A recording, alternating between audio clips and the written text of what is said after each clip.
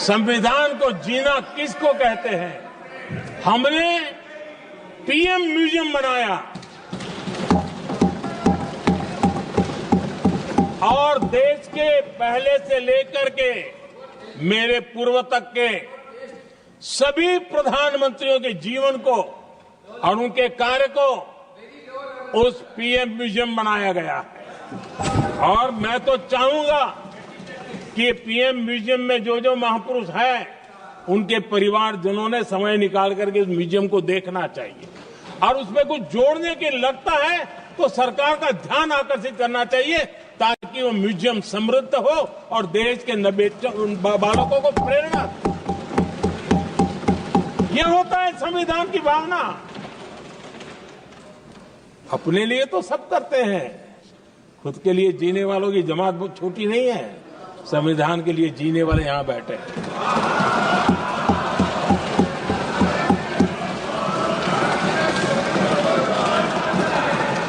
आदरणीय अध्यक्ष जी, जब सत्ता सेवा बन जाए तो राष्ट्र निर्माण होता है। जब सत्ता को विरासत बना दिया जाए तब लोकतंत्र खत्म हो जाता है।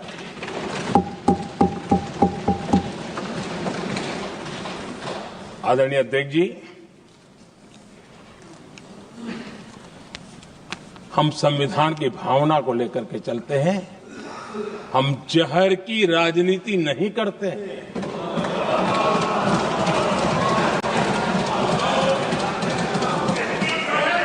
हम देश की एकता को सर्वोपरि रखते हैं और इसलिए सरदार वल्लभ भाई पटेल का दुनिया का सबसे ऊंचा स्टैच्यू बनाते हैं और स्टैच्यू ऑफ यूनिटी देश को जोड़ने का जिस महापुरुष ने काम किया उसका हम स्मरण करते हैं। और वो भाजपा के नहीं थे, वो जनसंघ के नहीं थे। हम संविधान को जीते हैं, इसलिए इस सोच से आगे बढ़ते हैं।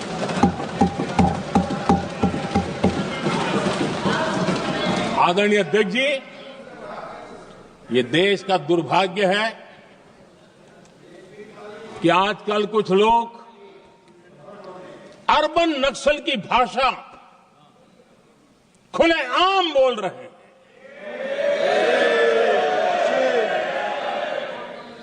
और अर्बन नक्सल जिन बातों को बोलते हैं, इंडियन स्टेट के सामने मोर्चा लेना, ये अर्बन नक्सल की भाषा बोलने वाले इंडियन स्टेट के खिलाफ लड़ाई की घोषणा करने वाले न संविधान को समझ सकते हैं, न देश की एकता को समझ सकते हैं।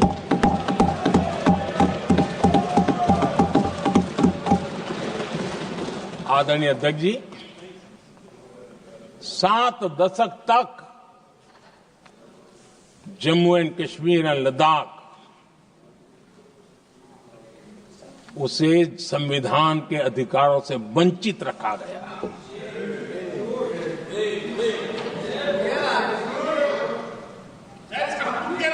ये संविधान के साथ भी अन्याय था और जम्मू कश्मीर और लद्दाख के लोगों के साथ भी अन्याय था। हमने आर्टिकल 370 की दीवार गिरा दी। अब जम्मू कश्मीर और लद्दाख के उन राज्यों को, देशवासियों को जो अधिकार हैं, वो अधिकार उनको मिल रहे हैं। और संविधान का महात्म्य हम जानते हैं, संविधान की भावना को जीते हैं, इसलिए ऐसे मजबूत निर्णय भी हम करते हैं। आदरणीय अध्यक्ष जी, हमारा संविधान हमें भेदभाव करने का अधिकार नहीं देता है। जो लोग संविधान को जेब में लेकर के जीते हैं, उनको पता नहीं है कि आपने मुस्लिम महिलाओं को कैसी मुसीबतों में जीने के लिए मजबूर कर दिया था। हमने ट्रिपल तलाक का खात्मा कर करके संविधान की भावना के अनुरूप मुस्लिम बेटियों को हक देने का काम किया है, समानता का अधिकार दिया है।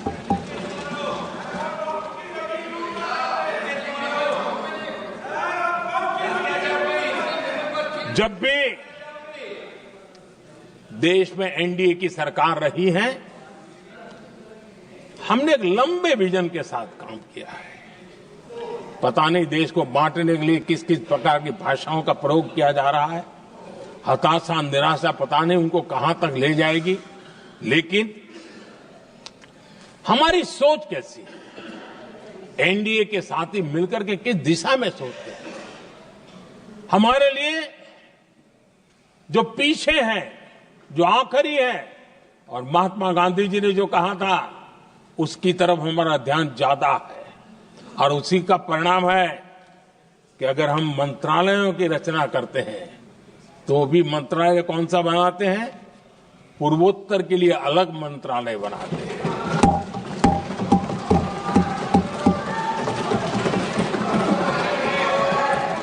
हम देश में इतने साल हो गए, अटल जी आए तब तक किसी को समझ नहीं आया था।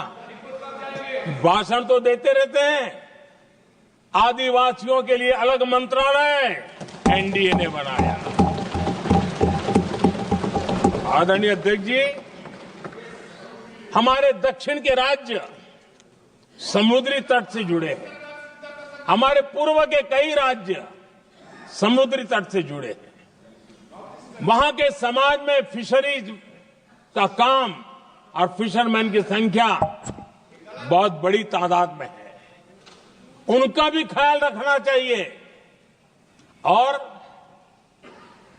जमीन के भीतर के छोटे पानी के जो इलाके रहते हैं, वहां भी फिशरमैन के रूप में काम करने वाले समाज के आखिरी तबके के लोग हैं। ये हमारी सरकार है जिन्हें फिशरीज के लिए अलग मंत्रालय बनाया।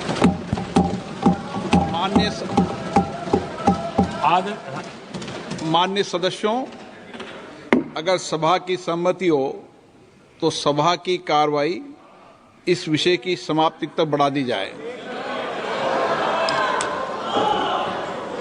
माननीय प्रधानमंत्री जी।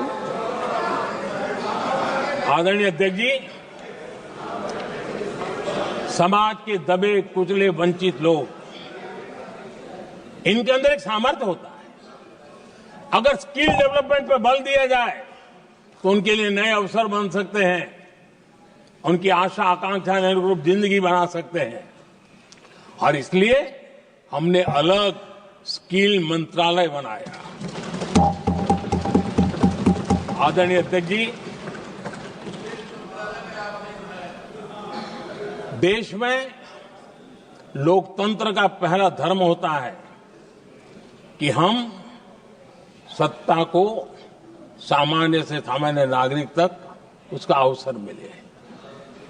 और इस बात को ध्यान में रखते हुए भारत के कोऑपरेटिव सेक्टर को और समृद्ध बनाने के लिए और तंदुरुस्त बनाने के लिए देश के करोड़ों लोगों को जोड़ने का उसमें अवसर है।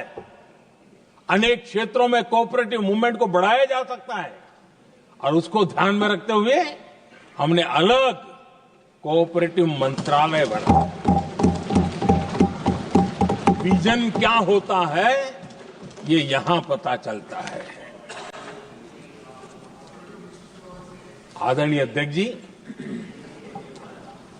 जाति की बातें करना कुछ लोगों के लिए फैशन बन गई है। पिछले 30 साल से सदन में आने वाले ओबीसी समाज के सांसद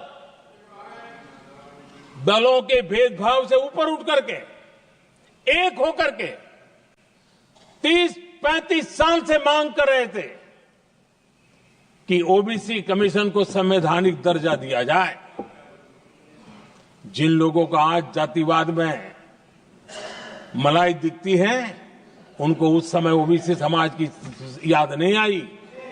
ये हम हैं जिन्होंने ओबीसी समाज को संवैधानिक दर्जा दिया।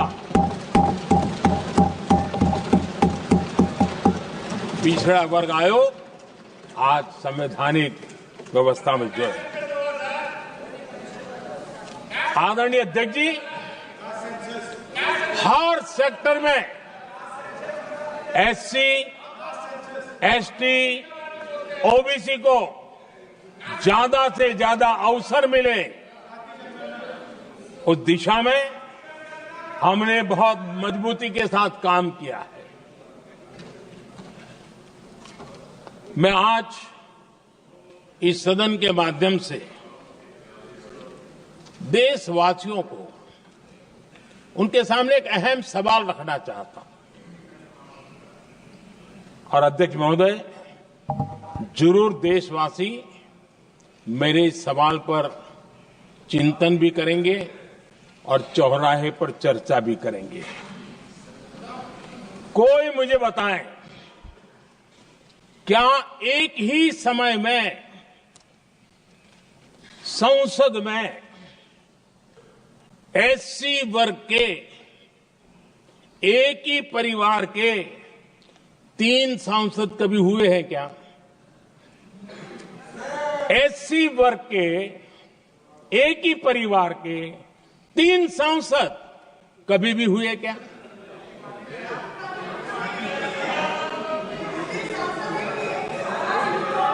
मैं दूसरा सवाल पूछता हूं, कोई मुझे बताए कि एक ही कालखंड में, एक ही समय में संसद में एसटी वर्ग के एक ही परिवार के 3 एमपी हुए हैं क्या?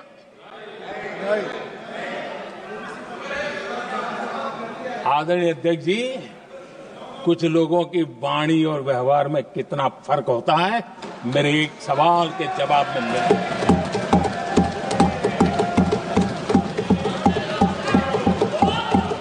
जमीन आसमान का अंतर होता है, रात दिन का अंतर होता है।